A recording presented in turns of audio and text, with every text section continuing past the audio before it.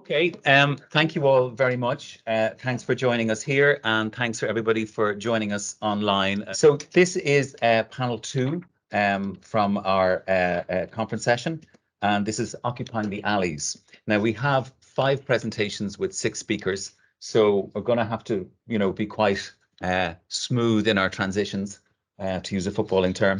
And we'll the first presentation will be 20 minutes, and the other speakers will be 10. So what we're hoping is that will give us reasonable time still to allow for discussion from yourselves and with the panelists as well too. So that's the plan. And first of all, what I'm going to ask is that each of the speakers will present. The running order is as we have listed in the program. So you'll see who each speaker is as they come along. And then we'll have the general Q&A afterwards. And if you want to address a particular panelist, or if you want to have a general comment, you might flag that when we come to that stage as well. So first of all, I would like to hand you over to our double act. It's Amberlea, Neely and Aisling Rusk, and their presentation will be called 9 Foot in Common. Okay, thank you. Hi everybody, so I'm Dr. Aisling Rusk. I'm an architect. My practice is called Studio Idir. This is Amberlea Neely, who's a creative practitioner. Her company is called Starling. We're long-time collaborators around matters of people, connection and faith. For us, the theme of this conference, that it's focused on the open-air spaces of our common world and post-pandemic landscape, was a perfect opportunity to celebrate the people and stories that we've encountered through 9 Foot in Common. The alleys really came into their own in the pandemic as shared spaces that offer a space between the intimacy of the house and the public of the street. Working with Meadhbh, who'll speak next, we pulled together this interdisciplinary panel of collaborators and fellow alley aficionados who we've met along the way over the last 2 years and who all kindly agreed to take part. Thanks, guys. We hope you'll agree that the range of expertise, stretch of scale and geography and different lenses applied to the alleyways in this panel will highlight both the potential of these alleys as social spaces and the richness that comes out of looking at the same thing from lots of unique angles. So we're going to start in Belfast by talking about our investigation at the scale of the city. A city that I might add is unique on this island for the proliferation of alleys it has, sprouting up to the rear of workers' terrace houses in the Industrial Revolution and beyond. So what exactly is 9 Foot in Common? 9 Foot in Common is an investigation which unpicks and uncovers the complexities of an infrastructure of alleyways conducted through the various lockdowns and restrictions of late 2020 and early 21. It captures a snapshot of a forever changing place, supported by Necessity, which is a trust which identified people, projects and networks which were contributing to the breakthrough of constraining powers of circumstance. And the investigation asked questions about the wider use of alleyways for play, growth and connection over alley gating and NIMBYism, provoking and promoting their wider usage. The name 9 Foot in Common, we took this from the wording of a lease which was first signed in December 1902. It's Amberlea's lease for her house, confirming a right of way over and along a 9 foot passage in common. I don't know how to turn this slide. Yeah, I think we need to be in like a slideshow view. Is it this? Is it that? Those arrows? Here? Yeah, is that it? Yeah. Okay, great. Okay, so please. Apologies. A 9 foot passage in common, which is the alley. The 9 foot width is quite a common and standard width across Belfast, although they also come a lot wider and a lot narrower than this too. Alleyways are also known locally across these islands as entries, laneways, ginnels, back passage, snickets, loaning, jiddies. Have I missed any? Can anyone throw No. Yeah, lots of others, I think. And then why is this research important? It may seem obvious on a very local level with people who are longing for more spaces beyond their backyards during and beyond the context of COVID restrictions. But we feel that the alleyways can also answer a lot of strategic issues that a city faces about connectivity, climate, community cohesion and resilience. So our research aligns with many local and central government policies. You'll see a few on the slide here, from A City Imagining, which is Belfast's cultural strategy, right through to the Belfast Agenda, which strives for a beautiful, well-connected and culturally vibrant city. A few words on our methodology. We observe, we do that through walking, which we find a powerful way to be present in a space, to truly experience and connect with it. Also as a way to ephemerally connect disparate spaces, stitching them together by walking between them. We listen through one-to-one meetings, group conversations, the contact form on our website, talking shoulder to shoulder, walking in alleys. gathering desktop research, looking at toolkits, academic research, blogs, archives, evaluations, data from all over the world about alleys and their uses. Sharing both our findings, the stories, the data, images, interesting and useful reading, but also importantly, just as importantly, I think our process, website, social media, presenting at conferences, festivals, on the radio, and so on. And we creating different forms of content through journaling and publications. We've been sharing written content, photography, been working with photographer Simon Mills, taking lots of the photos you'll see, through video, through mapping, applying design thinking, and illustrating ideas and concepts based on our listening and observations, which you'll see through this presentation. And we also have done some with Meadhbh, some piloting, so testing some of the ideas in real alleys. Okay, so Belfast alleys come in various shapes and forms, and they're generally subcategorised as follows. Adopted, meaning the land has been adopted but isn't owned by the Department of Infrastructure. And these are generally maintained by Belfast City Council, but not always, and they're treated like an extension of the public footpath. And we've got an example. And then you get the unadopted alleys, the opposite, meaning they usually sit outside of any maintenance or gating schemes, some of which have become, like in this photo, fairly overgrown. The term unadopted can have a bit of a negative connotation, but we see these as areas of potential, and they're often more green than the adopted alleys. And then onto gates. Lots of the alleyways in Belfast have gates, but they've been gated off formally and informally. And some mostly adopted alleyways have official gates which have been installed by the local authority in Belfast, which only key holders can open and close. And you only get a key if you're living in a house that backs onto one of these alleyways. But gates do also have their advantages, which we'll also get to in a minute. Then there are other gates, unofficial gates, which are mostly on unadopted alleys. Not all of them have alleys, most remain open and accessible to all, but those that do have these DIY gates are generally unlocked, still provide a barrier delineating a transition from one space to another, but it's one that you can get through. We recognise that gates make the alley an enclosed space and make a lot of residents feel safe, more secure in the knowledge that non-residents can't access the back of their house. Kids and pets can play without getting onto roads. They've also been instrumental in allowing some well-known community-led alley transformations to take place, like the one in the picture. In each of these alleyway success stories, it takes some committed individuals to make this sort of thing happen. Cohesion is key. However, it's a shame. This is Wildflower Alley, and it's become a tourist attraction. Travel and culture website Ireland Before You Die lists this as one of Belfast's 5 prettiest streets, but tourists can't get to it because of the locked gates. And often people are asking for the City Council for these gates because of fly tipping, but this is also a gated alley, literally just around the corner. Gates don't always work. For example, the dumping still happens inside them. This is in the Holy Lands area in the Torres in Belfast. A lot of students live. Gates have been described by people throughout our research, councillors and people we've spoken to, as a panacea, a sticky plaster. It's a confidence builder that doesn't necessarily deliver the change that people believe the gates will. We know these gates are expensive. We're told there are currently 1,066 of them in Belfast, and they cost around £3,000 each. That's £3.2 million before you even get into the planning, keys, the maintenance, and all the other associated costs. Some alleys need 5 or more gates because of the way they sort of tee off at the end, so it's a lot of money. And then onto ownership. This can be a huge issue. In some instances, it will be easy to identify who owns an alleyway, but not always.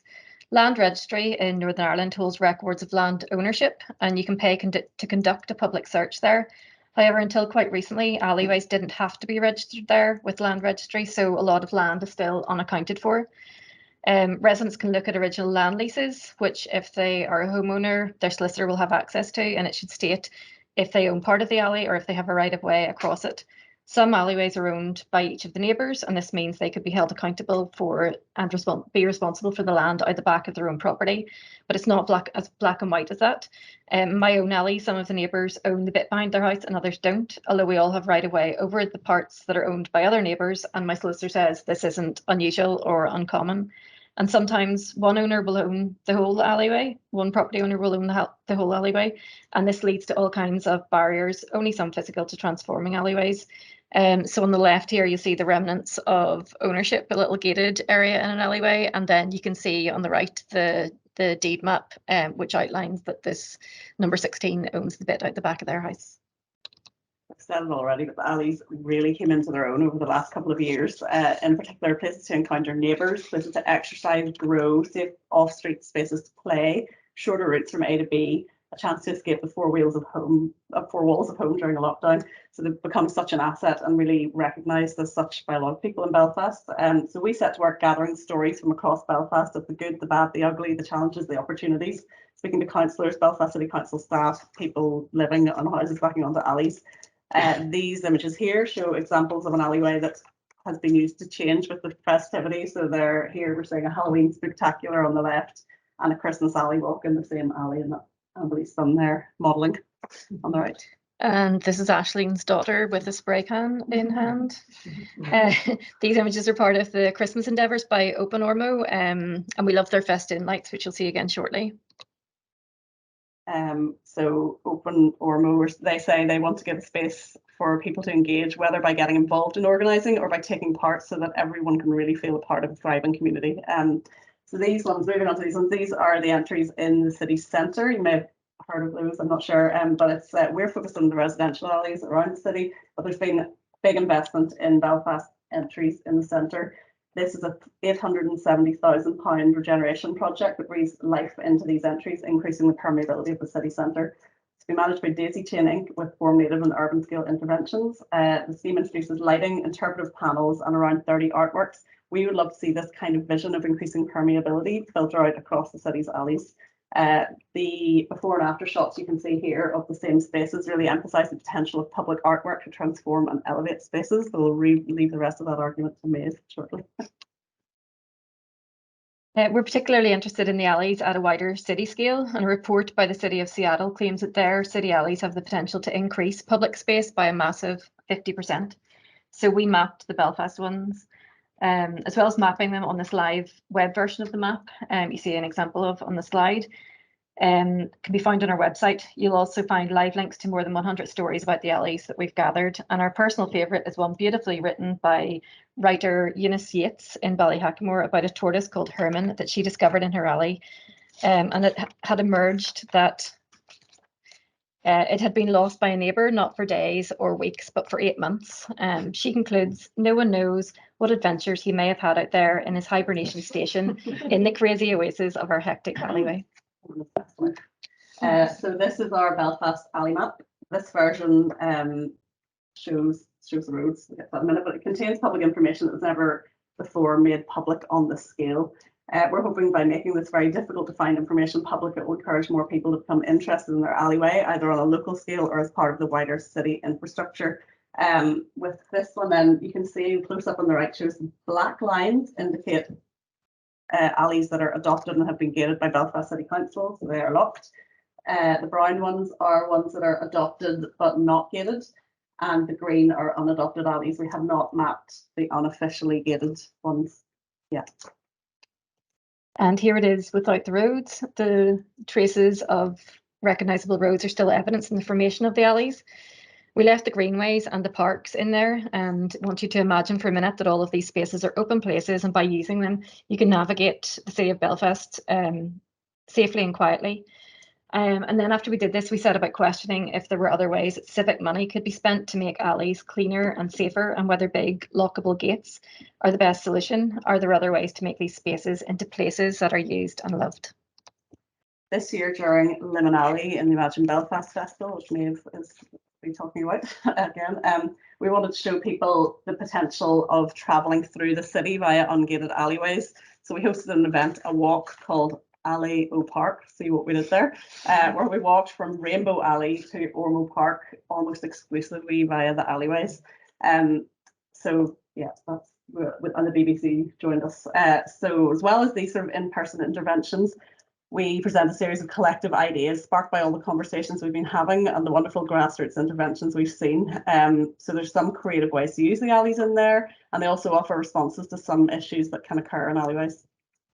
Accompanying each of these concepts we're going to show is a semi-fictional story that helps bring the ideas to life. What's around the corner? A corner mirror allows views from the street along the alley. It's an antisocial behaviour deterrent, promotes a feeling of safety, and makes it more exposed and less appealing for hanging out to get up to no good. Could you make use of your alley wall How about installing drop-down seats and tables, fold-out awnings? You own that wall at the back of your property, so that's something you can do right away. Even start small by painting your own gate a bright, cheerful colour. Do you use alleyways as a shortcut? How about openable gates like public rights of way? We love taking walks. We've loved taking walks around the entries, watching them grow and change with the seasons, and introducing festoon lighting, as we saw in the Open Ormo pick a few slides back. Doesn't it feel safe and wild and lovely here? We worked with Miriam, who we're going to be hearing from shortly too, and the team at Social Farms and Gardens to understand what's possible in terms of planting in alleyways. How about using planting to discourage the antisocial behaviour of climbing walls instead of barbed wire or broken glass on the top of the walls? Irish blackthorn and paracantha, for example. And we've mentioned art in public already, and you're going to hear more about it, as we said, from Meadhbh. But also thinking about naming the alleys, we've been asking how naming a space can give it a sense of place. So far in Belfast, we've got Lockdown Lane, Horsey Hill, Rainbow Alley, Wildflower Alley, and more, which we'll come back to in a sec. Would you like to play? Alleys, especially the wider ones, can also provide safe spaces for children to play and explore away from the danger of traffic. We've seen basketball nets, football nets, trampolines, bikes, scooters on our explorations. Perhaps zebra crossings could even be used to provide safe links from one alley to another and further reinforce this idea of ungated, unlocked alleys as part of Belfast green infrastructure, a safer, quieter, more intimate way to get around. There are things you might say in an alley that you wouldn't say on the street. We also partnered with the research team at the Northern Ireland Place Names Project at Queen's University Belfast to find out how places are named. And they helped us think about naming patterns for alleyways. They selected an alley between Bathgate Drive and Ferguson Drive in East Belfast to come up with names for, and they've used all their different patterns that kind of reversed their way of researching. We then commissioned graphic artist Pauline Clancy to turn these posters into as part of Meadhbh's Limin-alley exhibition last year during Imagine Belfast Festival, which is what you see here. And in the same festival event, we also took the opportunity to test some of the ideas. So here you see a bench made by Neil Campbell that was installed in an ungated, unadopted alley. It was very well photographed and sat upon for those 2 days of the festival. It can be folded up and padlocked when not in use by the owner of the wall onto which it's attached. Just want to point out, Aisling and I are in the top right corner here, and we actually bumped it out of all of the alleyways in Belfast. We ended up at the bench, the same alleyway, in like serendipity. Wonderful. You're like, oh, wow. We used an off-the-shelf parking driveway mirror to demonstrate that a carefully placed mirror can reduce antisocial behaviour and make a corner alley a more appealing place to walk around when you can tell what's around the corner before you venture there. With Meadhbh, we commissioned this street art on an alley gate along Ranfurly Drive, made by sign maker Laura Nelson. Even at this small, intimate scale of just a gate, and even if it's just actually painting a tinted colourful paint on your gate, residents can brighten up their alleyway and create a sense of character and place through painting their alley walls and gates. So thanks for listening. We hope that the presentation has piqued your interest, and if you want to know more, we encourage you to, if you're in Belfast this month, go visit our exhibition at the Urban Room in 2 Royal Avenue, where we'll have some new merchandise, such as the limited edition cyanotype print of the Belfast alleyways, which was a special commission by Jonathan Brennan. You can read Focus, new magazine by Freelance, and Aisling's piece in Architecture Ireland, which was out last year. You can visit our online journal on our website. You can also listen at the minute. There's on BBC Radio, we just aired a radio programme. It's 27 minutes long, but it's worth listening to. And finally, if we've got time, Brian, we should. Yeah, we've got a little video which features Aisling talking about walking, and it was recorded for the London Festival of Architecture. To Architecture and Act for LFA's 30 Objects in 30 Days is walking. Walking is a simple act. Most people can do it with little more equipment than ideally appropriate footwear and clothing. It is a sustainable and healthy way to get around. It gives you headspace and valuable time away from screens. This became all the more important over the last 2 years of the pandemic. It's a way to connect with other people too. Shoulder to shoulder rather than face to face can be a constructive way to get ideas flowing or tackle a difficult subject. But walking can also be political, a tactical spatial praxis. It can make a statement. Walking can connect places experientially that are physically disconnected. It can change geographies by changing the relationship between the places it connects. In her book about the history of walking, writer Rebecca Solnit describes it as a mode of making the world as well as being in it. Here in Northern Ireland, examples include various people such as the writer Colm Tóibín and youth group YWAM, who have walked a non-linear route along or as close to it as you can by road, the Irish border, crossing back and forth as a way of restitching the two sides, north and south. Walking in the form of marching also causes all kinds of contention here when the Orange Order wish to commemorate the historic Battle of the Boyne in annual parades by walking their traditional route through residential areas that have now become nationalist, leading to protests and sometimes civil unrest. On the news at present, as so often, we're hearing examples of refugees walking incredible distances across borders to safety, carrying their loved ones and possessions when their home is no longer safe. I'm sure you can think of other examples in your area and your history where walking gets political. Today, as part of one of our current investigations, 9 Foot in Common, a collaboration with Starling Start, we are taking a group on a guided walk to the park along some of Belfast's ungated alleys. We wish to demonstrate that the alleys, if we don't keep putting gates on them, can be a valuable part of the city's green infrastructure. I encourage you to go for a walk in your work or your area and see what the act of walking can do for you. Thanks. Right, well, that's great. I feel like that's a really hard act to follow. I've heard that like lots of times, and I've really enjoyed every time I've heard hearing 9 Foot in Common's research. So, right, hello. I'm delighted to be here, and I always forget this crucial part, which is introducing myself. But I am an artist maker of both things and experiences. My own work is very material and process-led, but it's always in response to immaterial, liminal and ephemeral things. It's often very fragile, made of multiple components, and relies on some complex network or setup to bring it together. I also work in arts admin and project management, and temporary events like Limin-alley, which we are here to speak about, I see as an extension of my studio practice. They are also pretty fragile, rely on a complex network of things to make them happen, don't you think? So in the weird limbo of lockdown 1, I dreamt up a proposal to the Arts Council of Northern Ireland's emergency grant to use the alleyways as exhibition spaces. It was based on the premise that they are liminal transitional sites. I was influenced by other artists using their home, garden and outbuildings as installation sites. However, as a renting, city-dwelling millennial, my own domestic environment was off limits. I did, however, have a really underused alley outside my back gate. Amazingly, the proposal was funded, and that's where it all started. This is just background visuals that should play while I talk because I had too many visuals to choose from.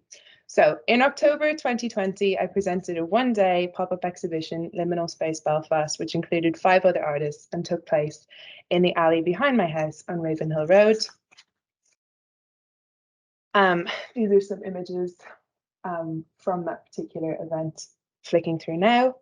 The response was pretty amazing. It was something really new and different. It brought quality art and craft to a community setting and provided opportunities for artists to present work in real life while many galleries remained closed. Personally, I met neighbours that I'd never interacted with before, and so many involved described it as a highlight of a really, really weird year. The exhibition lasted just 4 hours, but thanks to the wonderful photo documentation, thank you, Neil Campbell, the exhibition continues to have an extended life online where it reached many more people, including Peter O'Neill, director of the Imagine Belfast Festival of Ideas and Politics. They loved the idea of bringing an exhibition, not a mural or other piece of typical public art, into these semi-public, semi-private spaces, and were open to ideas to develop it further. So I'm going to have another tech support issue here, maybe. Right. So, not the kind to do the same thing twice. In partnership with 9 Foot in Common, the idea was to use the Imagine Festival platform and the exhibition as a space to encourage audiences, as a way to encourage audiences to explore and engage with these underutilized spaces while seeking out the artworks featured. Limin-alley during Imagine 2021 included the work of 12 artists and was spread over several alleyways selected from the newly launched Belfast alley map, which we heard about in the last presentation, featured in the and took place in the Ormeau and Belmont areas of the city. Also featured, as we've just seen, were some design concepts and prototypes developed by 9 Foot and Commons Research, which proposed alternative ways for communities to take ownership of these spaces. Here we go. So, again, background visuals. These are the artists that took part. And we're going to see some images flick through now in the background while I tell you why that mattered. So Limin-alley had many visitors, over 300, but what really stood out was how people responded. Many visitors admitted that they had never really ventured down these paths before, and it really made them think about the vast amount of unused space in the city. People also commented on how much they had missed opportunities to engage with art and how after months of lockdown, having something new to look at was a breath of fresh air. Finally, the amount of people who spoke to others on their visit, be they friends, neighbours, or even total strangers, was really remarkable. We had been starved of opportunities to connect outside our various bubbles, but while walking down narrow passageways in search of hidden gems, people seemed to forget and just stop to chat. So yeah, as we kind of flick through here, you can see some of the examples. But I'm really happy to speak to them, speak about them after, if you want maybe more details on what was shown, because it was changed around quite a bit between the three, because I've got one more to talk about events that I've done in the last 2 years. Where is this? So here's also just some of the feedback. Because it took place under lockdown, a lot of the feedback and things that we gathered were through Instagram and Twitter, but as you can see, the kind of thing that we got was from people that we didn't know, like complete strangers, was how they'd never really thought about them before. So this made them kind of venture down and see what was there. So ending March 2021 on such a buzz did leave me with the itch for something more. Again, with the support and partnership of the Imagine Festival, I applied to Bank of Ireland and Business to Arts Begin Together Arts Fund for another version of the project, which is slightly different focus, which was again successful. Woo! The pandemic accelerated the quiet alleyway revolution that was happening over the city as neighbours decided to take back ownership of these neglected spaces. It was becoming a growing movement and reaching citywide attention. And I think we'll hear a lot more about that from Miriam's presentation next. Limin-alley worked with 3 of these neighbourhood groups at different stages of alley improvements in the north, east and west of the city. NEW, and all credit to 9 Foot and Common for their often awesome naming skills for that one. And provided them with access to artists and a platform for celebrating the work that they had achieved to date with their space. The longer turnaround and bigger funding pots allowed for 5 artists and 1 collective to submit proposals via open call and for residents of these areas to have a say in what got shown in each location. Full screen? Yeah, full screen. Okay, so again, some images from March 2022 in the various different locations, not in any particular order. Why it mattered. So, whereas the first 2 exhibitions took place under strict lockdown restrictions, Limin-alley allowed for in-person and human contact, which we've been craving. This phase operated much more like a 3-place festival, with programming including talks, tours and workshops from artists plus special guests over the weekend of March 26th and 27th. In 2022, we presented new, inspiring and surprising visual art in residential areas, produced results that artists and residents were proud of, and promoted and celebrated the work of community activists. However, as normal life came back, the competition for attention returned. Limin-alley new only had about 150 visitors, less than half the reach of the previous year, but there was a greater depth of engagement in the areas it took place in. For example, as a success story, in a North Belfast location, participating in the event was the catalyst to continue what they started in the previous year after a winter hiatus. The alley is now named Eden-alley, and it's grown from strength to strength, even commissioning its own mural. And the artist from Limin-alley, Keris, has left some of her work in the alley, so they've probably the most contemporary art-filled alley in the city. There was lots of enthusiasm from people doing creative things. There was lots of enthusiasm for people for doing creative things outside the usual art spaces. This obviously comes with challenges, of which there were many that I haven't gone into, but it was also incredibly rewarding. Just 1 minute. Okay, that's the last slide. Excellent timing. On what to finish, bad typography. So what's next? By way of wrapping up, the answer is I honestly don't know. There was really a lot to love about the project, but I do wonder if it's had its moment and now post-pandemic it needs to continue in another form.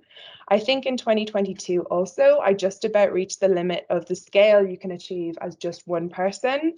To go any bigger, I think it would need the support from more partner or strategic organizations, bringing together different sectors, something about gardening, something about community, and maybe support from councils or other arts-led organizations. Belfast is full of unloved, underutilized spaces, alleyways, waste grounds, rooftops, car parks, liminal spaces that you walk through or past on the way to something else. Maybe they are also in need of some temporary events to spark new interest in them, but we'll see how it goes. Thank you. Hello. Yep. Thanks for coming, and thanks for the guys for inviting me to be part of the panel. I'm really excited to be part of this panel as well. So, I'm Miriam Turley, and I work for Social Farms and Gardens, which is a UK-wide community development charity that specialises in supporting community grown projects. So that's a little bit about us, and you can read more on our website. And it's maybe just worth saying that at the minute in Northern Ireland, there's 3 of us in Northern Ireland, but at the minute we're funded by the lottery, and our main funding is a project called Growing Resilience, which is about setting up local networks of community growing projects. So my main work is about networking local community growing activists. So that's what we do. So the presentation that I wanted to do was about how public bodies and funders and support organisations can support alley gardening or encourage it if it's something that you think is a good idea to happen. And yeah, just these are a couple of photographs of alleys that really took off during the pandemic. This is actually my back alley. That's the lighting from the Open Ormo project. And this is the Ardmore-Rossmore alley, which is just a few streets along. And the guys in this alley actually would tell you that they're not gardeners, that Bridget and Jean are the 2 main ladies there, and they would say that they're not gardeners, but they managed to make such an amazing space out of their back alley. And yeah, I suppose just to echo what's already been said, that these are incredible spaces for people to like meet their neighbours, to interact with people, to feel safe, and also to be able to have an impact on their environment. And I think that's really important for mental health and well-being, and also civic participation. So it's a place that you can go out and you can affect the way that where you live looks, and how it functions, and sort of, I suppose, express your values through your environment. And there's not a lot of other places that you can do that, which is what I think is interesting about community gardening in general. And this is just another couple of the projects that we would include in the alley gardening, but it's not obviously alleys. This is Glandor Avenue. Carl makes these hanger baskets, and he just attaches them to the lampposts with like cable ties. So he's just, him and his group of people, they're just all done that by themselves, probably with their own money or with a little bit of financial support somewhere. And this is Philip and the guys at Turf Lodge, and it's also not an alleyway, it's just a bit of unused ground, but they've just gone in and lifted all the rubbish, now they're starting to turn it into a garden. So it's like alley garden, but it's also guerrilla garden, and it's also people just going in and taking over unused spaces. And I don't know, I suppose like part of the pandemic as well, wasn't it, that like we're sort of sick of waiting for the public bodies to do what needs to be done, and we're just going to actually get on and do it ourselves, and now is the time. And so that, I think that was really powerful, and I think that was part of the spirit of the time, which was has really enabled this to happen. And it really is a movement in Belfast. It really is something that's happening, and it's growing and spreading, and people see each other's alleys and they want to do it in their own place. And it's something that I think is quite special about Belfast, that these spaces are starting to spread and take off. So I think it's really exciting. Yeah. Oh yeah, no, just the one other thing is, because it is guerrilla gardening, it sort of throws up some, like it's a bit anarchistic, and it's a little bit interesting to think about things like liability issues, that like some people think like, just don't mention liability, just don't talk about liability, because it's a thing, right? It's like, if you're putting things into public spaces, then who's liable for those public spaces? But the message that I'm trying to get across is that there are workarounds, there are solutions, and sort of the solution isn't to shut down this activity, obviously, it's to find out how it can be worked around. And in Belfast, it's so popular, and so many of the politicians are on site and have had so many of their photographs taken in the alleys that they couldn't take them away now, I think. So there's going to have to be, yeah, I mean, but like nothing bad's going to happen, so it'll be fine. But yeah, so this presentation was just about sort of top tips from my experience of working in the alleys, and how to encourage them. And it was just to say, yeah, so since in the last year and a half, as part of my work, I've been trying to encourage or facilitate a network of alley gardeners in Belfast. So there's it's called Reclaim the Commons. So that's the name that the group came up with themselves. And there's about 17 alley gardens in the group, and we meet up regularly. We go to see each other's alleys. We sort of take trips and see each other's alleys, and we have a WhatsApp group, and we meet up online and in person. And it's an interesting group. Like, we have a terms of reference, there's a membership application, so you sort of apply on behalf of your alley. And yeah, in the meetings, like, people come together and they say things like, you know, I want to lobby, or I want to work to change this sort of policy in the council or something like that. And then other people are like, I just want the emotional support because I want to talk to other people who are doing similar things in my area. So I just want to meet up with other people who are interested in the same thing. It's also useful for sharing resources. Like, we've got all these flagstones that we don't need because anybody use them, or there's this funding thing that's going, does anybody want to take advantage of it or go in together to do it? So there's a lot of just that sort of support, but I think it's a lot is just people who have similar values being in company with each other. So that's the alley. So top tips. So top tip number one is the alley gardens are community projects. They're special because community members start and maintain them and are passionate about them. And I think that's the conversation that we were having, is that they're so special because they come from people just wanting to go out their back and do something nice with their neighbours. And it's a lot about their relationship with the place and their relationship with their neighbours. And this is Martina. I don't know if that's Shauna or not. I don't know if you know that other person, but obviously it's somebody that they feel close enough that she could put her hand on her face. So they, like, so, and that's a really special relationship. And this is when they were painting the mural. But so I mean, like, that's the asset kind of thing. Like, is the relationship and the love between the neighbours. And their willingness, I suppose, to put work into their environment. Top tip number 2 is alley gardens are often started by unconstituted groups. They're just a few dedicated neighbours. These people are working unpaid and in their spare time. And I suppose it's just really important to keep going back to that. Like, people are doing this in their spare time, and they're really special people. I think that community gardeners in general are just the best people. And so any support should be designed to take this into account. And encouraging groups to constitute before they're ready is counterproductive. So some groups do constitute, like Open Ormo has constituted, and they have a bank account, and they have achieved incredible things. They've been able to get bits of money in and like do lots of things, and they've been able to do things that benefit other alley gardens as well. So they sometimes are the conduit for money then that goes to other alley gardens. That's great. Other alley gardens don't want to constitute, don't want a bank account, and actually it would be a bad idea to try to pressure them into doing that before they're ready. You know, because it's like it's out your back garden, so getting yourself tied into a whole sort of machinery of having to have minutes and meetings and all of that kind of, I suppose, responsibility. People just don't want it, especially just out the back of your house kind of thing. So I think it's just important to recognise that. And sometimes people say like, oh, you need the accountability, and it's like you have to have proportionate accountability. And whenever you're dealing with very small amounts of money, you don't need that level of responsibility or of accountability. And some councils and funders are now coming up with schemes where groups can apply for funding and have a sponsor body and a sponsor, bank account that they can go through, that the group themselves doesn't have to have that the constitution and the bank account. And I think that looking at ways of doing that, and then other ways that you can support unconstituted groups is just by providing resources. Like a whole pile of compost goes a long way. Like a whole pile of compost, that's what people want really, if you can bring it to them as well, if they don't have to pick it up themselves. And well, these are some of the flagstones that I think some of the guys at the White Rock Garden didn't need, so they put them up on the WhatsApp group, and then people were able to come and take them away. So it's just free stuff kind of thing, and that builds connections as well between the gardens. So yeah, just looking at other workarounds to access funding and resources. Top tip number 3 is an asset-based approach is essential. Like our work is all asset-based community development, which just I suppose means looking at what's already there and what's really working instead of trying to decide what needs to happen yourself. So alley gardens won't happen because funders want them to, or because public bodies decide to empower communities to clean up spaces.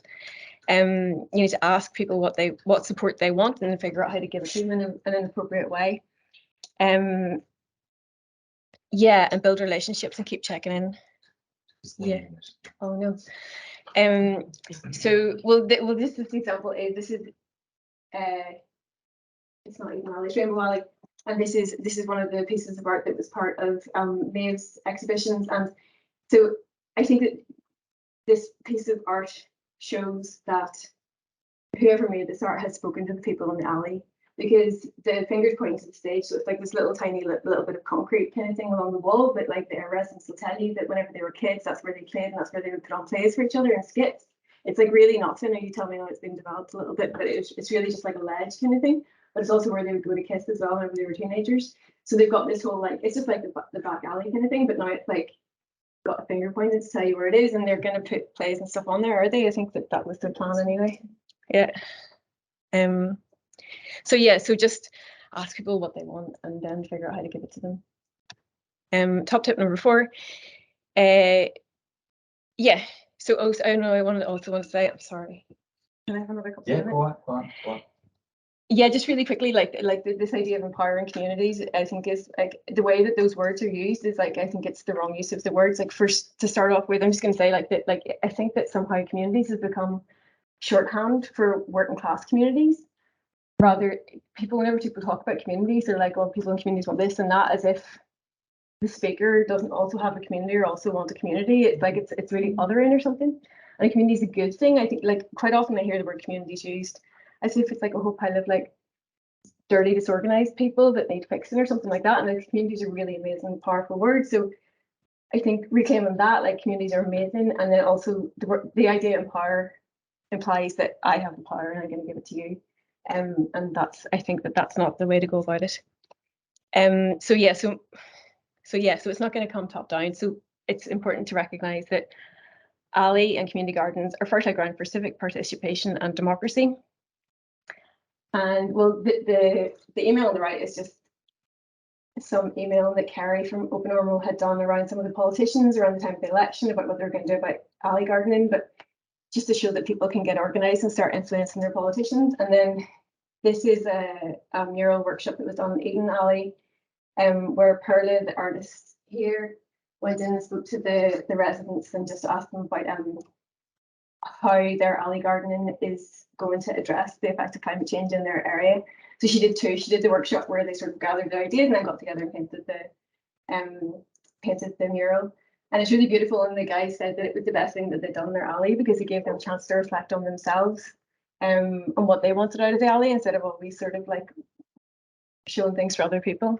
So, okay, I'm going to go really fast now. So yeah, and alleys are also places of history of culture. So these are some like places where people have scraped their names into the wall, and some of them are like 1925, like really old. Like apparently that's where all the boys in the neighborhood. That's why it's our alley. This is I love this picture. This is Helen, who has long COVID, and she's using her crutch to smash a piñata of coronavirus, which is filled with sweets and miniature bug bottles and condoms. So like this is just something that one of the neighbours did, and I think it's important like as well to say about like there's a lot of resident made artwork in these spaces as well. People just going out the back and doing their own artwork. Like that's David also in Darmore and him just drawing out the back. I don't have pictures of some of the music sessions like the back of our alley, but that's Paddy's guitar, I think. So there's an awful lot of culture that happens in the alleyways. Support we have available in Belfast. So there's Live Here, Love Here, which is an organisation that provides grants for unconstituted groups. So that's great, and also provide a lot of resources as well. The Conservation Volunteers, that's Chris on the far right from Conservation Volunteers. And he's just doing a great thing in providing workshops for people to build planters and fill them with compost and put fruit trees in. So he provides all the materials, which is kind of what people want, is like that materials, which can be expensive.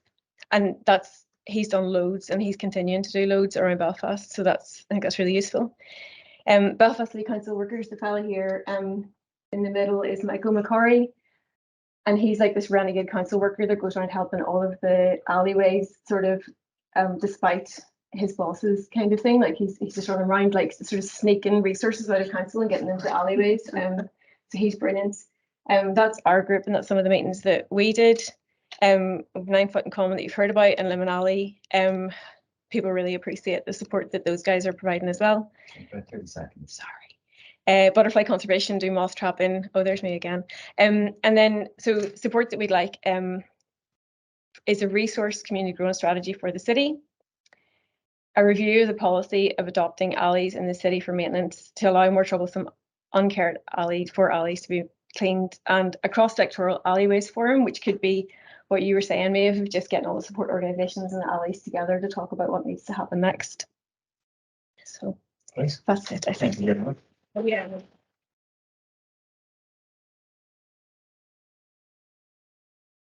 So our next speaker is Brian Lampkin. Let me just check that you're here.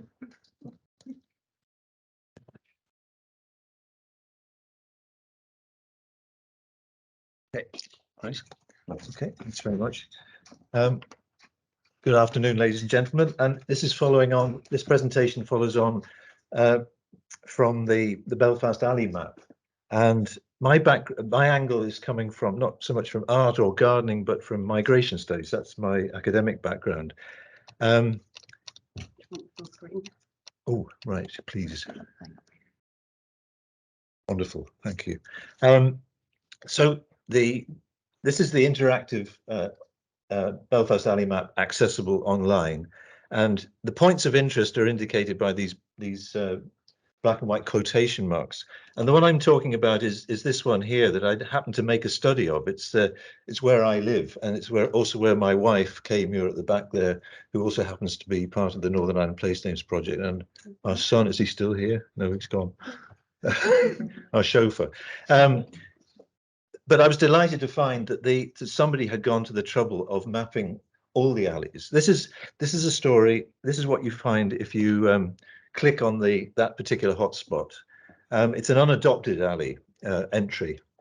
So this is the summary that you get online. This particular interest in these two sets of semi-detached houses, 436, 438, and 440 and 442. So the hyphen is a kind of a typographical representation of the entry. It was triggered in 2016. I'd not really taken it, like most people, not really taken very much notice of entries, alleyways, even though I've been using it since we moved into the house in 1988.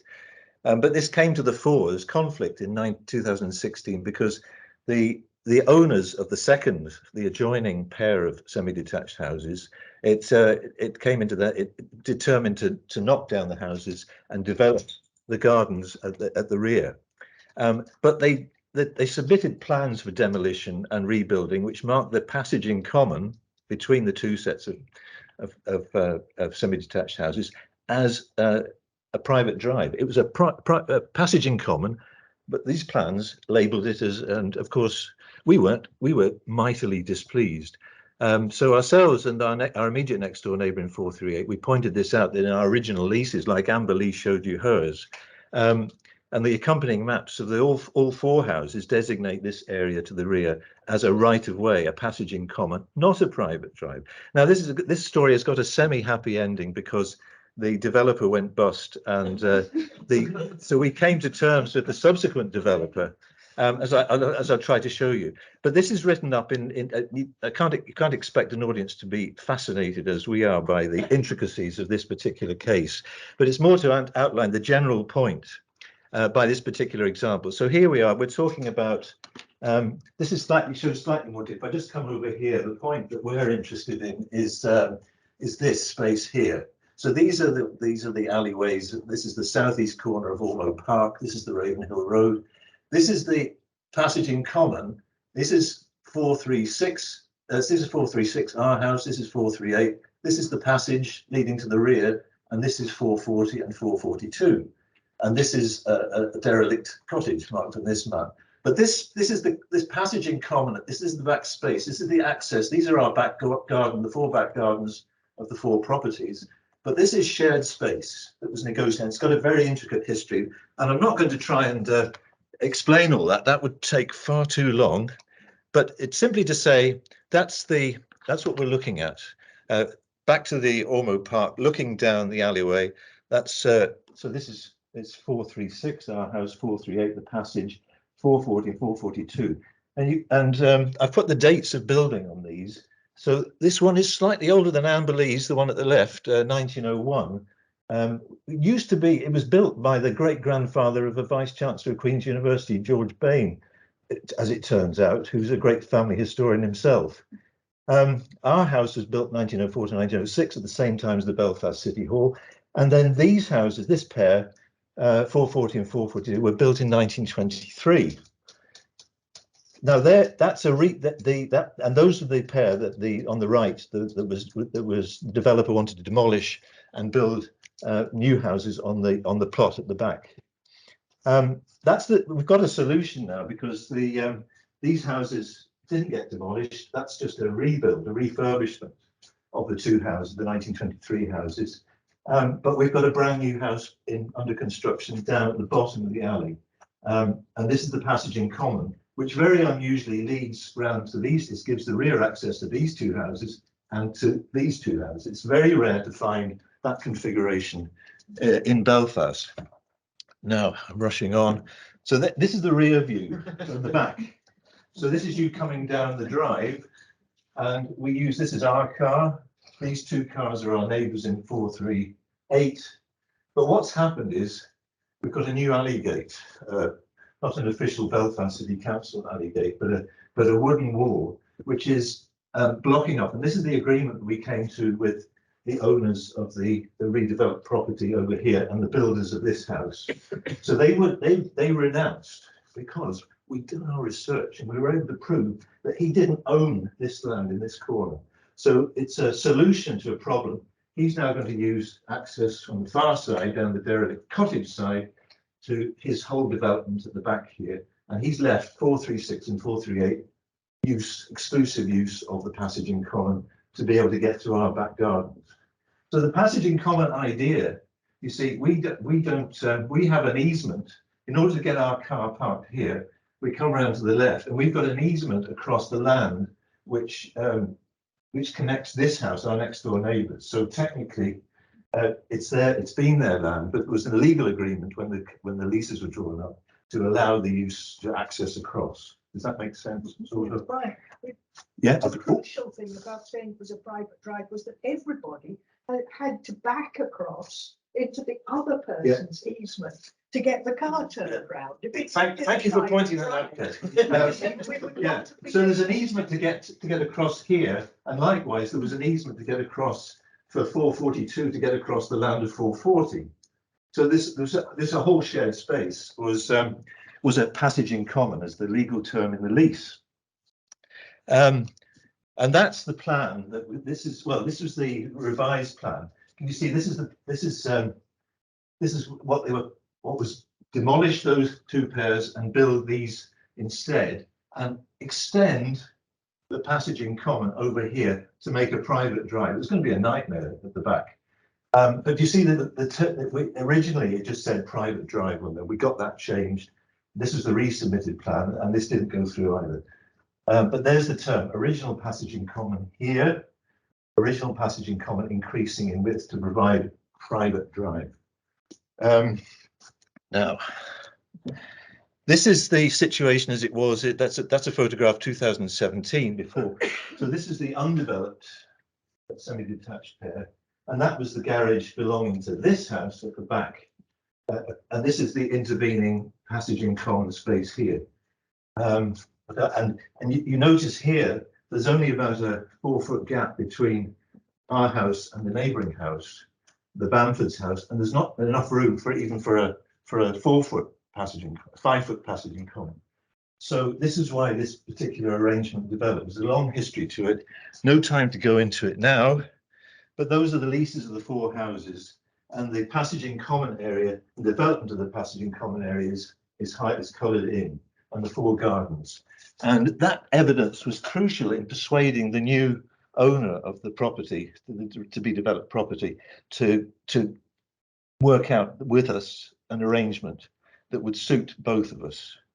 But it ended up with effectively with a, oh sorry, better mention this too, because I was very struck by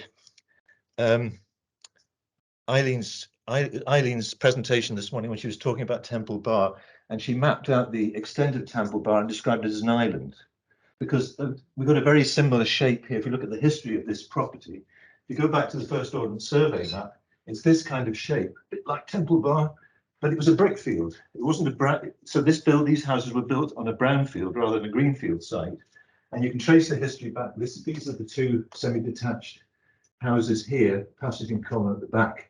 And that, tracing back in time archaeologically, you end up with a brick field like that. And you can see that the whole property was really a bit like the provinces of Ireland, but it was in 4 sections. The houses that were developed here, 1, 2, 3, and there's this one here, 4. That I should have had a red line there as well. But how am I doing? I've got a couple of minutes. 1 minute. 1 minute. Well, there's a view that we happen to have one of the green photographs taken sometime before the First World War, looking down the Ormer Road, and they take it close up. The passage in common is just here. There was a cottage there that gets demolished to rebuild the 2 houses. But the point I'm trying to make is, and it's written up in this article of this particular site, that this is a kind of history. We find that particular history fascinating, and it's extremely complicated to work to untangle it all. But potentially this can be done for any property. And it's written up in that this is the article forms effectively an additional chapter to this book that came out in 2009, Calming Conflict, Northern Ireland Metaphor and Migration. And there's a companion website that you can access online, that particular article. And so just to sum up and just say, I went looking for evidence of conflict over passages in common historically, where there have been evidence in the City Council archives or any legal records of any conflict, anything that had gone to law. And I couldn't find anything in Belfast. So it's as though these passages in common have been used for years since their inception from the 19th century through to the present, and presumably with disagreements, if there are conflicts and disagreements, that they've been worked out without leaving any much historical trace in the historical record. But can you see what's happened here? I'm interested in it as a metaphor for passage in common, as a metaphor for shared space that we've been talking about in those other contexts this morning as well. But I'm sort of mixed feelings about this, because the solution to this particular conflict is a form of partition. Stop there. Thank you. Thank you very much.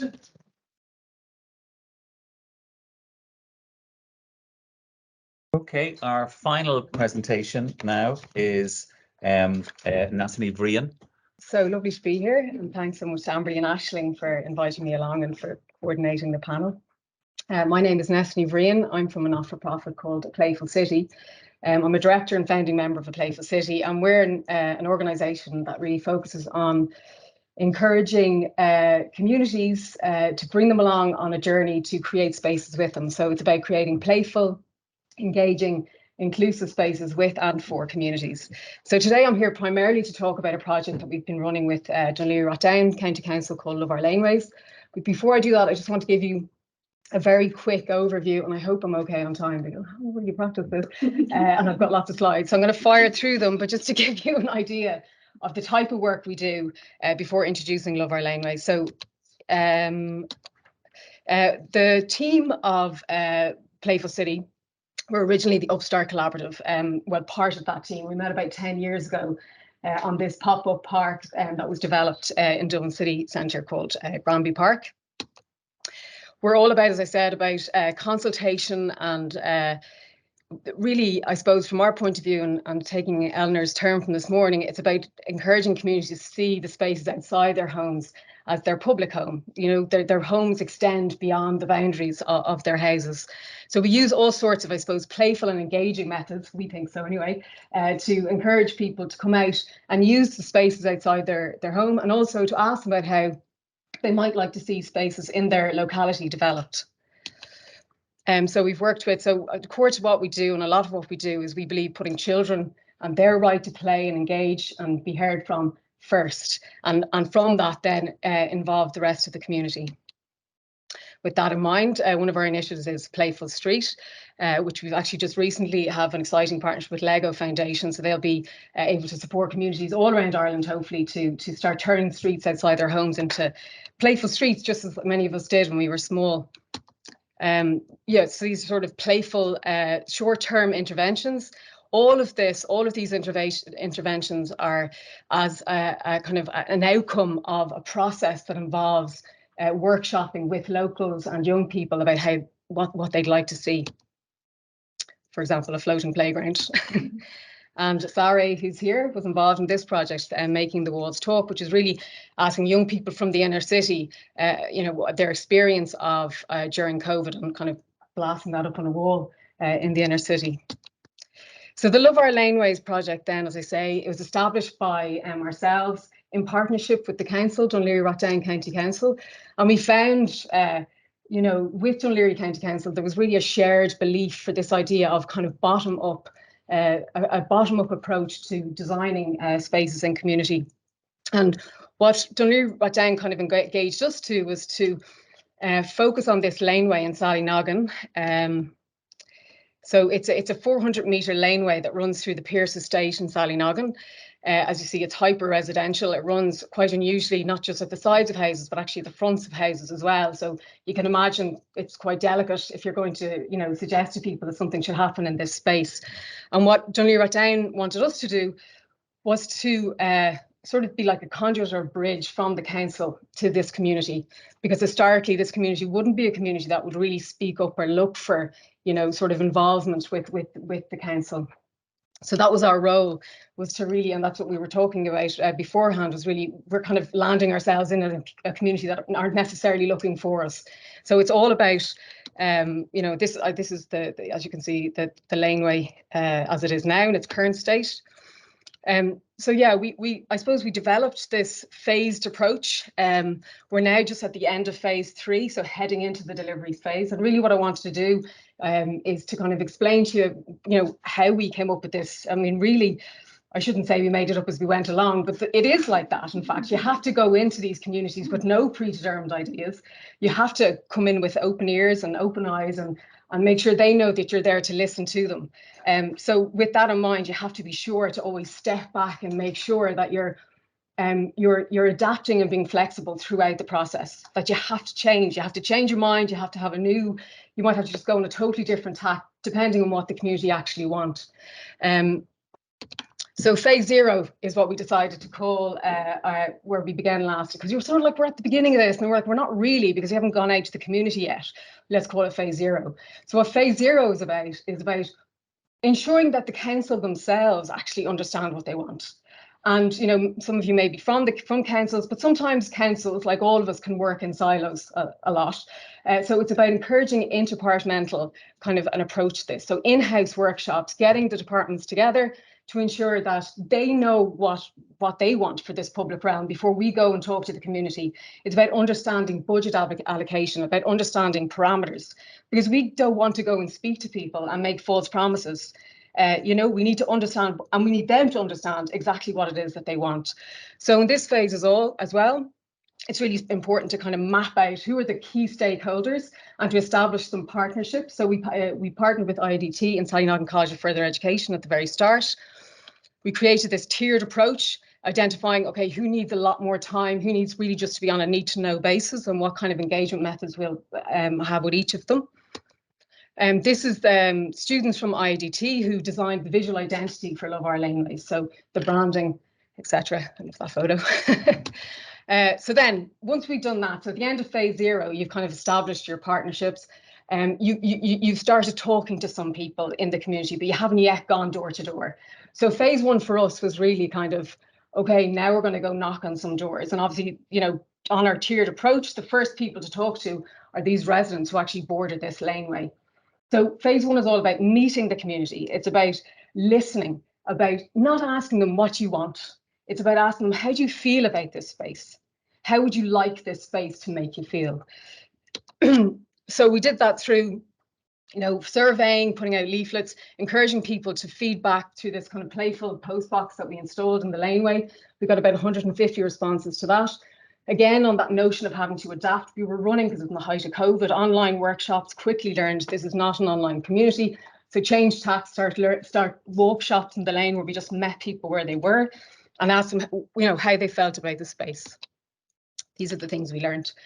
They viewed it as a local lane, a handy kind of route to travel through the community. Most people viewed it as a kind of, viewed the space negatively, but also as a convenient route for travel. And nearly 50% of the people who wanted to feel safer in the laneway wouldn't actively use it at night. So heading into phase 2 then, and I'm trying to be clipped because I have to go to phase 4. So heading to phase 2 then, at this point, you're like, okay, you've collated your feedback. We did up a report, we handed it to the council and we said, these are the themes that are emerging from phase 1. Community use and togetherness, nature and biodiversity, safety and accessibility. These are our themes. These are the themes that we're going to use now for the activations to come in the laneway. So now in phase 1, it's time to start asking the community what they would like to see happen. Okay, so it's time to start thinking a little bit bigger. So in order to do that, we ran this flagship event at Christmas. The Starling College of Further Education, we had students from different departments, I suppose, showcasing what they've been learning on their courses. IDT students helped us with kind of interesting persona, kind of modes of consultation. For the community, this was a Christmas market and event. For us, this is a huge consultation event. This is all about getting people into a space outside their homes, showing them the potential of the space, showing them we've been listening to them by some of the ideas that they've been given to us being trialed in the space itself. So nature and biodiversity, okay. So we floristry students install these kind of we had Christmas trees dotted throughout the laneway. So people start saying, okay, this is what greenery looks like in this space. Community use and togetherness, fashion students and art and design students drew portraits for people, teddy dress-ups. The idea, this was really interesting actually. People wanted to see the space used as a market. So we started that as an idea. The laneway we learned is called the gaps because it's intersected by roads the whole way down through it. And it was really important for a kind of a refocus to start traffic calming on those roads and to start to prioritize the laneway. Oh, sugar. Okay, here we go. Solar powered. Okay, so by the end of phase 2, we had engaged with over 500 people through all the various types of engagement and with all ages as well, which is so important.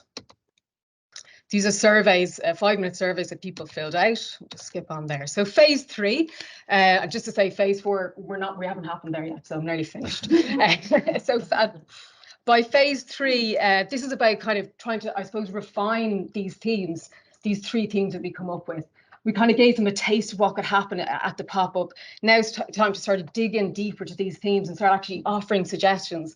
And in order to do that, you have to go back to the departments within Dún Laoghaire Down and say, well, look, these people want to feel safer. Can you give us some options for lighting? They want more greenery, biodiversity parts. Can you give us some options so we can feed that back through workshops? So again, appreciating that people generally don't want to come to consultation meetings held at 11 a.m. on a Thursday in the local library. It's important to go to people where they're at and piggybacking where they already are. So bingo groups, go into schools. We use these cards to sort of show people what we're talking about. And at the very end of phase 3, another flagship event, but this time ran very much in partnership with the local residents. Very much we were sort of nervous because we were like, at Christmas, maybe everybody came to that because it was COVID and they couldn't go anywhere else. But in fact, the June event was actually even bigger and better. The community themselves ran their own street feast. They ran their Playful Street. The idea is you're building capacity. So when Playful City aren't there anymore, they can actually just keep going with all of these different ways of taking over the space. So you'll see this is sort of trialing active travel in the space, Playful Street. Very important to bring the councillors along on the ride the whole way, get the photos in, get the support. We had parks out there, so people were very interested in greening. They took up tarmac and planted with children and people of all ages. So the idea is you're prototyping and trialing and showing people, you know, you're leaving some elements there for people to sort of think about and go, yeah, I would actually like this to stay. Biodiversity, birdhouses, active travel. Finally, phase 4, delivery. So that's hopefully maybe next year I'll be coming back and we'll have something to say about that. But at this point, just to say, we're now at a point where we're drafting the community design brief, which is a collation of all of the feedback, which we then give to the council and say, first of all, we need to do a workshop with you again to make sure that whatever it is that you design for this space incorporates what the community have told us that they want. And finally, from the very start, we wanted this project, and so did Dún Laoghaire, that we wanted this project to be an exemplar in really inviting communities and encouraging councils to properly consult with communities about how they would like to see their spaces developed. So we have a guide. It's almost drafted. It will be open source. There are tried and tested tools for primarily, I suppose, councils, but for creative social enterprises to really use and hopefully this is something that we can really see continues, this kind of bottom-up approach to communities getting involved in the spaces in their locality. Thank you. Thank you. What I'd like to do is just, can I invite the panelists maybe just to sit here, and we don't have the full amount of time that we might have liked to have questions, but I do thank people for their timekeeping and brevity. But I'm just wondering in the last few minutes here and for people online that we've a couple of minutes for any comments or questions that people would like to ask from the floor. It struck me there's a whole range of things going from the notion of permission, the notions of publicness, the notions of power and empowerment and play as well. There just seems to be so many issues sort of tied up with these various projects. Helen. Thank you very much, Pat. That was a fascinating panel. I was struck by, I think, Miriam, you voiced it, but it was in the previous paper as well as Playful City. You talked about this asset approach. And then I think you, Nessa, were saying, we didn't ask you what you wanted, we asked what would you do with. So I was really interested with the fact that this is all a celebration of the pre-existing, the latent, you know, it's that barely visible. It's like that platform in Harry Potter, you walk by, you might see it, it's the substructure in the city. So it's a real celebration, and it maybe spoke to Christoph's question to myself and Ellie about, like, is there anything that happened mid-pandemic that might continue? It's this, right? Because it's not new, it's unpacking what's already there or revealing it, making it thing. That's not a question. I guess, yeah, I was thinking with Christoph, is it Christoph's question? Yeah, social. So that question was about spatially have things changed, and probably then we were saying probably not, but socially things have changed. So these spaces that maybe had lost importance over the years are now becoming very important to people, and they are taking on a new use. So they're not changing physically necessarily, but they're changing people. But they are changing physically too, right? 'Cause you're celebrating them, you're revealing them. Yeah, I guess. You're garnishing them, you're doing a whole. It's just so much happening. I think that asset-based community development, ABCD, it's like it's an approach, and it's about not looking at a place in terms of its problems and how you need to fix it, but just in terms of what's already working well there and what's strong. And it's a much more respectful way of working. Hi, Connor Sweeney from I have a quick question for Nessa. The presentation was brilliant. It seems like your superpower in that project is not being the council. Yeah, certainly. And so, like, you're some sort of weird Yeah. therapist between the problem and the solution and the state. Yeah. What's the end game? Is the end game that at some point the council can correct themselves and they are able to communicate and listen, or? I think that I think the end game is actually that councils need to support more social enterprises because they don't have the capacity to do the work that we do. You know, I think that, and I wasn't trying to be trite about consultation meetings that happen in libraries at 11 a.m. on a Thursday. And I'm picking that specifically because there's one happening in my own locality next Thursday at 11 a.m. It's like, but that's the reality of working in a council. They're your working hours. Whereas when you work, in this other sphere that I work in, which is social enterprise, you can meet people where they're at and you can work outside of those hours and you can be far more flexible and you don't have to worry about stepping on the toes of, really like trying to understand the constraints within a council in itself is a kind of a study. So I think that it's about councils respecting the views of communities. It's about them realizing that, in fact, the whole idea of doing what we're doing here is to try and stop the common risk of people just objecting before they even hear what the plan is. It's about, I suppose, opening up both communities' eyes to the potential of spaces, but not telling them what the space should be, which is what the council tends to do. It's about actually taking a step back and taking a beat. And the reality is this takes a long time to do. It's not something that's like, this is like last April 2021 this started, It takes a lot of time. Yeah. Is the guide the beginning of you guys tiptoeing back out of that space?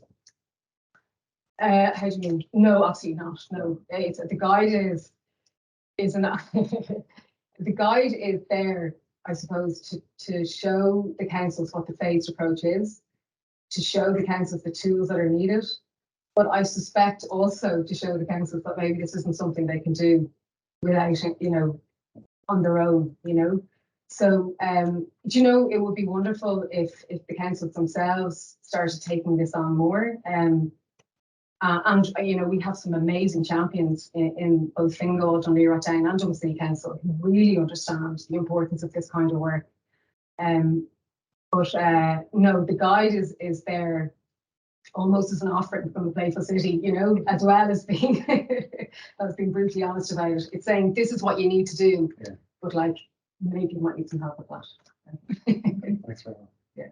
I have a question, I don't know if it's a silly question, but something, I don't know if any of the projects takes into account or you have in your mind something more about multiculturality.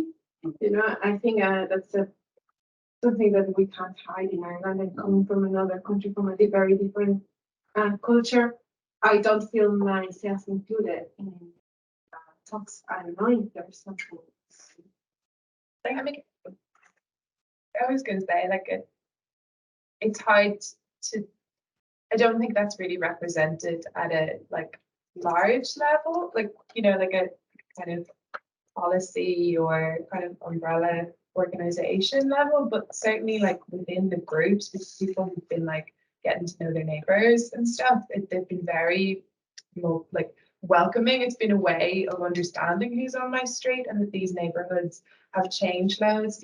There's a mix of particularly Miriam showed some examples of Rainbow Alleys and the Craig Ritz, a really traditionally kind of working class Belfast neighborhood that's changed loads recently, and they've got loads of nationals or recent newly settled people from refugees to, you know, just European kind of migrants that now live there, and they've had, you know, days like, oh, bring your own, like potlucks and bake sales. So I think it's there on a local level, but I think in Belfast specifically, the reason that it's not talked about is because everyone's too obsessed with green and orange as the main, like green as the main thing. But under that, like at really hyper local levels, it is there, but it's not made its way up. Just on the green and orange thing, one thing I did look at in this study was I was trying to get a handle on community relations in our little world of this shared space. And then more broadly in terms of the whole road, the whole Ravenhill Road. And I think I calculated roughly about 100 people lived in those 4 houses between 1904 and 2016. And I think until we moved in, I think we were the first Catholic occupiers. But in our house, if you look at the 1911 census, the family is all Presbyterian, but they have one Catholic living in, a live-in servant, Bridget Tone, from Mullingar. And then you look more broadly at the whole road, you can look at who signed the Ulster Covenant in 1914, because the addresses that you can work out from there. And not all the Protestants on the road signed. But you can look, this is a way into getting at the changing complexion. This is why I'm interested in the migration, the changing complexion of the people that live in the houses adjoining these passages in common. This is the outside shared space. To go back to your question as well, I think the terrace house is a really versatile house type, and a lot of them are rented. And so yes, we do have a real, like I would say, more of our migrant community are living in terrace houses than others necessarily. So it's there, you know, these guys doing things there at the local scale. You have definitely got involvement of a lot of different people from. It is a recognised issue though in the environmental sector and in like green spaces that there's like different barriers to access to green spaces for people from different ethnic backgrounds. And there are papers written about that and why that is. And it's something I think that we do need to address, like in our organisation and in the environmental sector at large. Like I think that it's people not feeling safe in public spaces in different ways. Yeah, and it's a problem, and I think it needs to be addressed as well. We probably have time for about one more question, if anybody. Yes. Question is kind of almost about like it seems that there's like this grey area around like property ownership that like it's just like a legacy thing. Well, it's like there was a commons there that's like so like this is leading on from it, but it's like now like in the future like property relations are changing. So like what access to like tenants have to these like grey area spaces, or like yeah, like as like are there ever going to be future like alleyways that are like unaccounted for? Kind of like what is the future of like a laneway infrastructure like as the property changes? I think the brilliant thing about the proliferation of the Belfast is that, as Brian has shown, you can't really change it very easily. So while we're not making new, developers are not making new passages in common, they can avoid it. We're not going to get rid of the ones that we have easily. And so, yeah, how they get used. The brilliant thing is tenants can, you know, like owners, get out there because nobody really owns it. Your landlord can't tell you not to do it. There are issues in the Holy Lands in particular with landlords of multiple properties having issues of anything happening that stops them taking a trailer in to throw out old ashes or whatever. But yeah, like anybody can get involved because it's sort of nobody's space, which makes it full of potential to be anybody's space. Okay, I'm afraid time has caught up with us. Again, as just Nivan mentioned earlier, if anybody's around for the afternoon, there's the walking tour at 1:30, visual thinking strategies and artist talk. Walking tour is at 1:10. Oh, right. So if anyone wants Okay. to do it, do it now, and Do it that now. will take you towards somewhere to have a start. Okay. And then, sorry, one ride at No. 2:30. 2:30. Okay. In the lab. In the lab. That's great. Okay. Thank you all very much. And I'd just like to thank our panelists for really rich and varied presentations. Thank you very much.